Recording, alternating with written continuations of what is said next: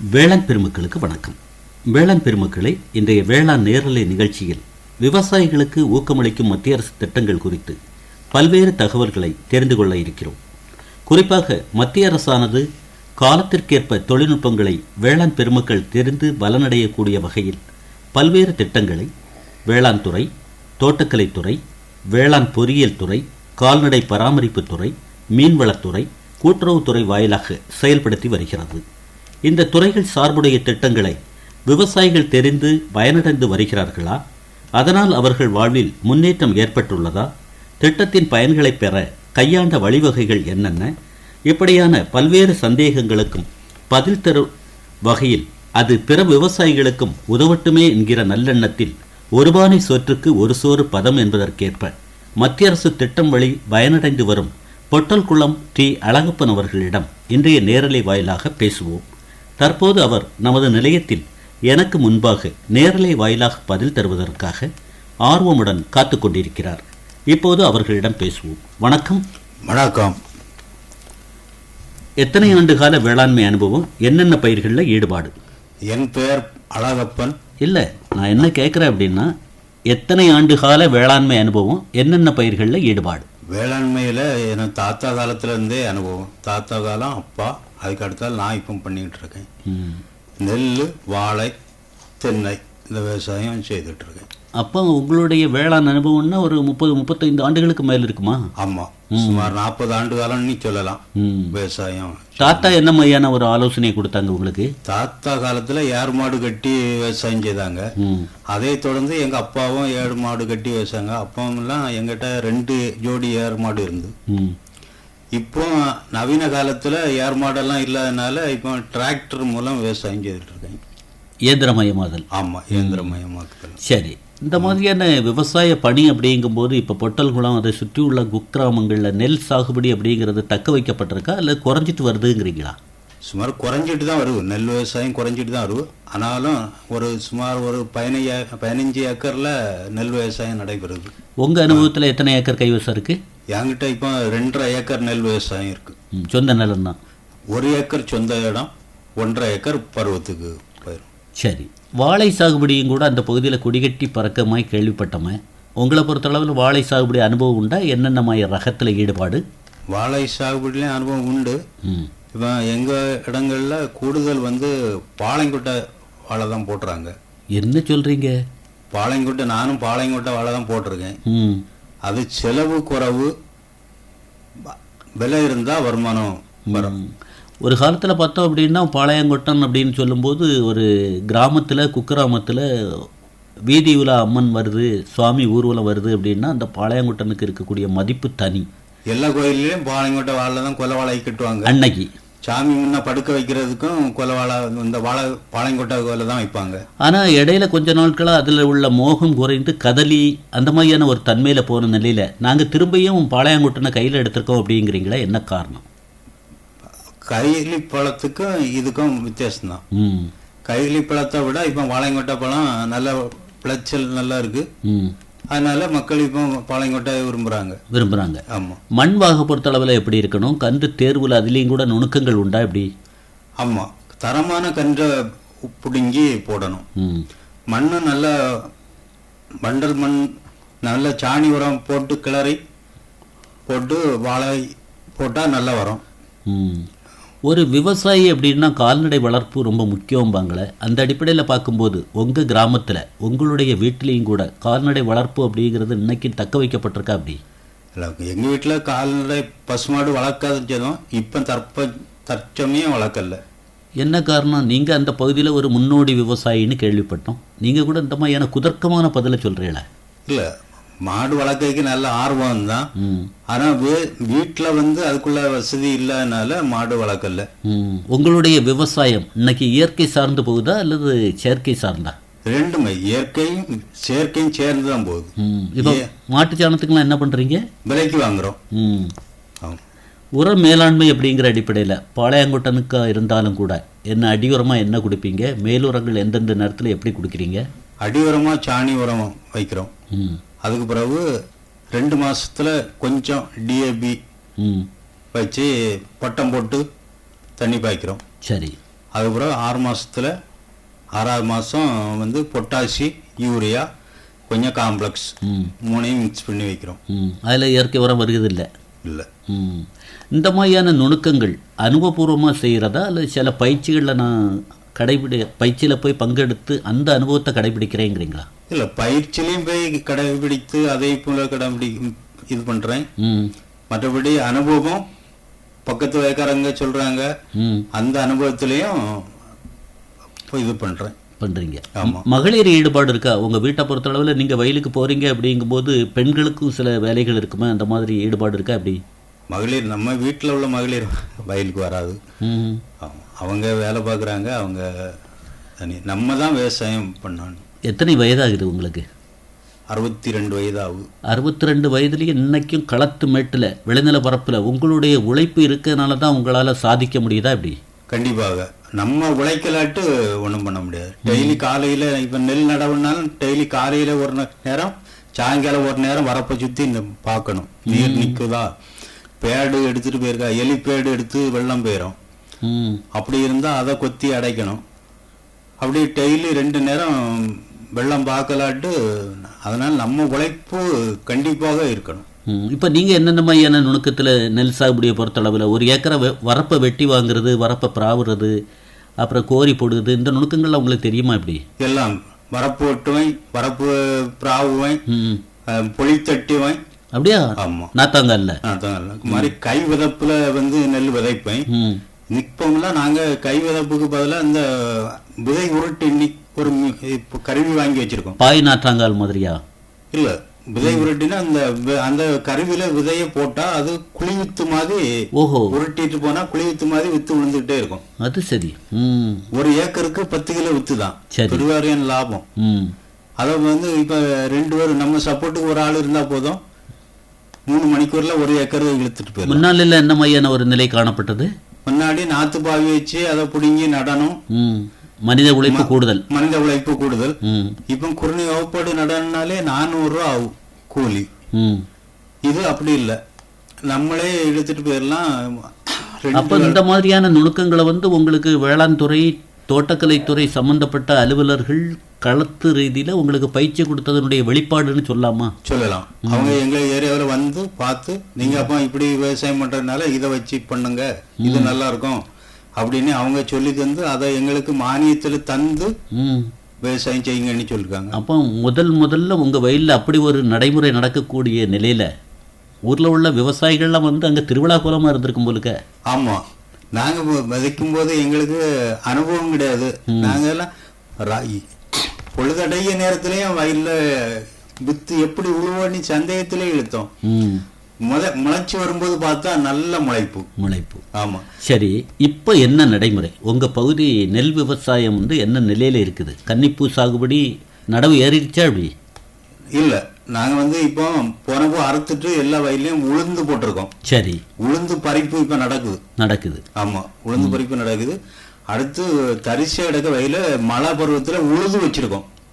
கோடை உழவு உழுது வச்சிருக்கோம். இனி சானல்ல தண்ணி வந்த உடனே நாங்க கை விதைக்கிறதுக்கு கொடி விதைப்பா இல்ல தொழில தான். சரி, இப்ப நீங்க பேசும்போது கூட உளுந்து போட்டிருக்கிறோம், இப்பதான் பறித்தல் தன்மைங்கிறீங்களே. அப்ப சமீபத்துல ஒரு 3 நாட்களுக்கு முன்னால கடும் மழை இருந்ததுல பாதிப்பு ஏற்பட்டதா, அல்ல மழை பெய்தது ஒரு பெரிய ஒரு பாக்கியமா நினைக்கிறீங்களா? மழை பெய்தது பெரிய பாக்கியம்தான். இப்ப உளுந்துக்கு அதனால பாதிப்பு இல்லை. இப்ப நம்ம உளுந்து நம்ம கொஞ்சம் பறிக்கைக்கு தான் சிரமமா இருந்து, ஆனா உளுந்து நல்ல வயல்ல நல்லா தான் இருக்கு.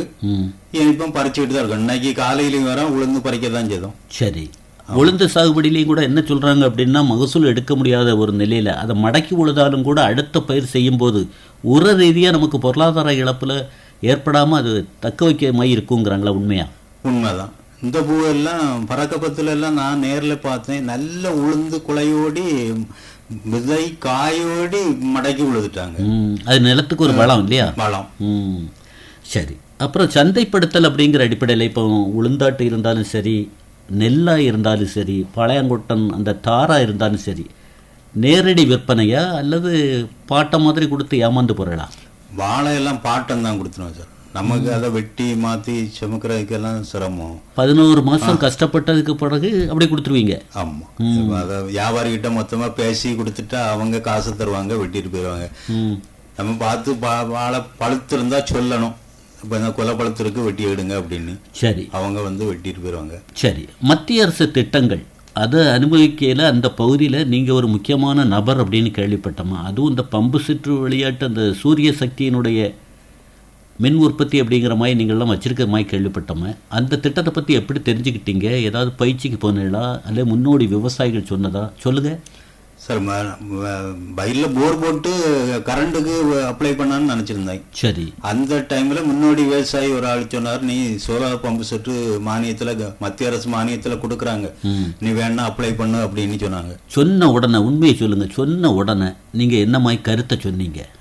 நான் இது நமக்கு நம்ம காட்டுக்கு அது எடுபடாத, மோட்டர் ஓடாது, பம்மல் இருந்தால் மோட்டர் ஓடாது, நமக்கு தண்ணி கிடைக்காது அப்படின்னு.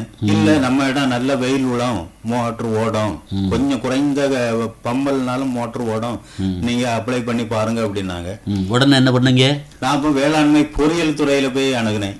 கோணத்துக்கு வந்தீங்க? ஆமா, அவங்க கிட்ட வந்து கேட்டேன். அப்ப அவங்க அந்த வந்து போர் எத்தனை அடி ஆழத்துல போட்டிருக்கு, நிலத்தினுடைய வரைபடம், அடங்கல் என்ன பயிர் இருக்குங்க, அடங்கல், கர்நாடக ரசீது, 2 போட்டோ எல்லாம் கொண்டுருவாங்க உங்களுக்கு பார்த்துட்டு. சரி, இந்த மாதிரி சொன்னதுக்கு பிறகு தனிப்பட்ட முறையில் போய் அலுவலகத்தை பார்த்தீங்களா? இருந்தாலும் நம்ம அந்த திட்டத்தில் பலன் எப்படி இருக்குன்னு தெரியாதங்கிறதுக்காக கூட 2-3 விவசாயிகளையும் கூட்டிட்டு வந்தீங்களா?